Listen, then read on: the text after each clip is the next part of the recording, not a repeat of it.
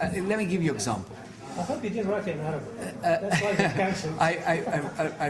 I wrote, I'm genuinely concerned about a lot of things, but living wage for Asian ethnic migrant workers, the level of, because you know I go to the holy places, and the level or the lack of facilities. You should read Robert's book. Oh really? Oh, great. Is he saying that it's good? It's not only... Are we all set? Oh, okay. Yeah. So, are we okay to start? 6:30? We're always on time. Okay, Bismillah ar-Rahman ar-Rahim. Good evening. Assalamu alaikum. Welcome to another one of the society outreach debates. For many months now, we've been having regular debates. Suad, many of you know, and her team have been organizing events here in the House of Lords, and I've had the honor and the pleasure of chairing those events.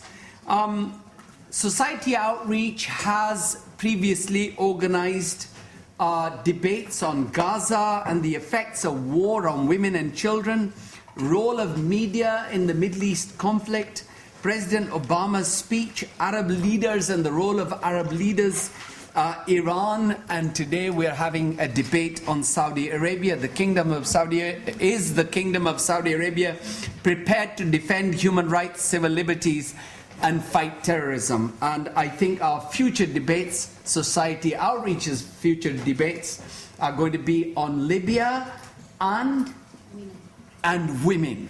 So watch this space. You will be invited to our next debate.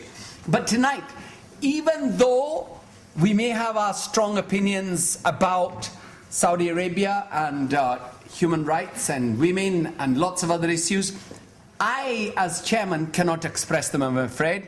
My job is really to chair, and this is a great thing that Suad does, is she puts me in this chair and I have to be neutral, because we've got the experts here tonight on both sides of the debate, and then we've got yourselves who are going to do the judgment, because although Suad may have told our speakers that they will speak for 15 minutes, actually they're going to speak for 10 minutes each, and then once they've spoken, then you will have the opportunity to ask them questions, make short statements, or have a little discussion afterwards.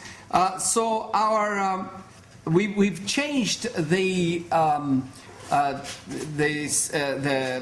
sort of speakers list, if you like, because a couple of our speakers wanted to come in at last. But it's wonderful to see so many people here tonight.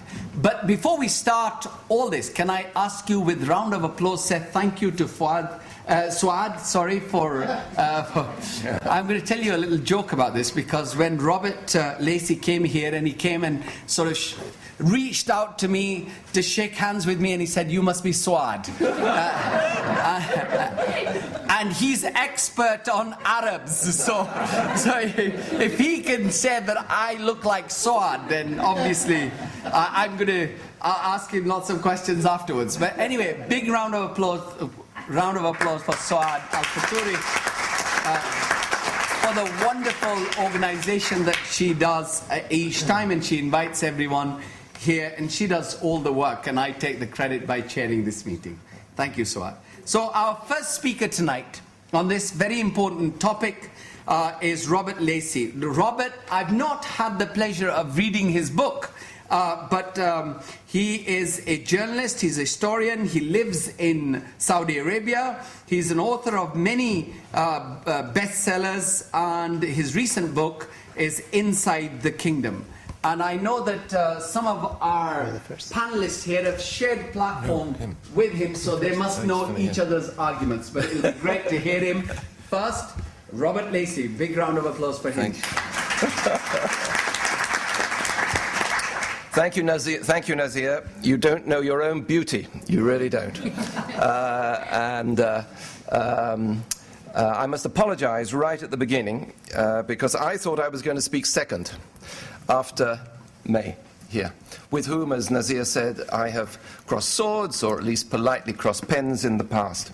And for whatever reason, the order has been reshuffled. I was going to wait until I heard what she said, and then I was going to answer it.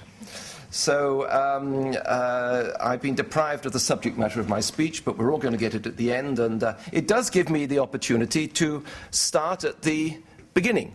As we look at this motion. The motion is, and we are having a debate, aren't we, Nazir? Is the Kingdom of Saudi Arabia prepared to defend human rights, civil liberties, and fight terrorism?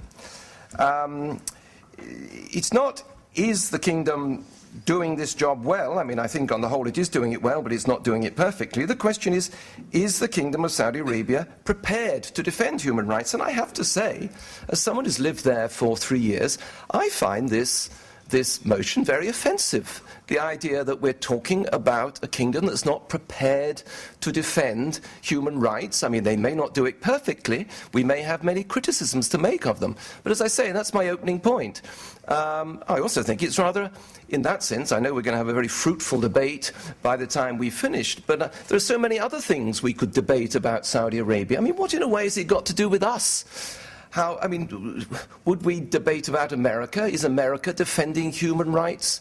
Well, no, we'd surely talk about what this country does for this. I mean, here we are in our own legislature, concerned with British government interests and British government policy. Shouldn't we be talking about, is Saudi Arabia doing the right thing for the oil policy and the oil prices we have to pay? Is Saudi Arabia doing the right thing for Middle East peace, in which we are all concerned? Is Saudi Arabia doing the best it can for the Palestinians and their brother Arabs? Surely these are the sort of things we should be debating, rather than, is the kingdom prepared, as if it's some sort of juvenile tin pot dictatorship, which is its image so much in the West. Now, I know my fellow speakers who actually disagree with me wouldn't say anything so simplistic, but I find, as I say, rather simplistic elements in this motion. And for that reason, I took the trouble of getting printed out before I came, and there's some copies around there, of something called the Basic Law of Government of Saudi Arabia. Now, this is the Constitution of Saudi Arabia. It was declared in 1992, following the Gulf War. It's not a constitution as has evolved in other countries. It is the constitution of an autocracy. If you look at Article 5, those of you who've got the copies out there, it says, the system of government in the Kingdom of Saudi Arabia is that of a monarchy. It doesn't talk about democratic rights. It talks about Saudi Arabia being a sovereign Arab Islamic state with Islam as its religion, deriving its power from the Holy Quran and the Prophet's tradition. And the point of the Saudi constitution, well, I must call it the Saudi Basic Law, as I'm sure you know. The Saudi constitution is believed to be the Quran itself, and so this basic law is a derivation from that. But if you turn to, I mean, there's lots of very interesting clauses you can look at. Article 11, Saudi Arabia will be based on principle of adherence to God's command. Article 13, education is aimed at instilling the Islamic faith. We may not agree that that is what education should do, but that is what Saudi Arabia sets out to achieve. Article 18, the state protects freedom of private property and its sanctity. And anyway, let's get on to Article 26, human rights. The state protects human rights in accordance with the Islamic Sharia. There it is. It's in the Constitution. So the idea that the kingdom is not prepared to defend human rights is a non-starter, so far as I'm concerned, before we start. It may not do it well, as I say, and we shall doubtless discuss that. But as I say, I do find the sort of basic premise of this condescending and insulting. I mean, does Saudi Arabia look after an abuse? It seems to suggest that this is a center of abuse in the Middle East. Surely Saudi Arabia looks after the interests of its Arab citizens better than the state of Israel looks after the state of the Arabs who live under its control. Why are we getting worked up about Saudi Arabia? There are 2 human rights societies in Saudi Arabia. They're only at early stages. One is government, one is independent. But I have visited both of them. I have seen the caseload they take on. They invite Human Rights Watch. They do not invite Amnesty into the kingdom. They do invite Human Rights Watch into the kingdom. They listen to what Human Rights Watch has to say. A few months ago, Human Rights Watch issued a scathing report about what the Saudis were doing in the south of Saudi Arabia and the way they were treating the Shia who live in the south. They particularly singled out the governor of I think it was Najran, for criticism. This report was read by the king. He asked a committee to look into it and see if it was true. And he was told that on the whole it was true. And the governor was sacked and replaced actually by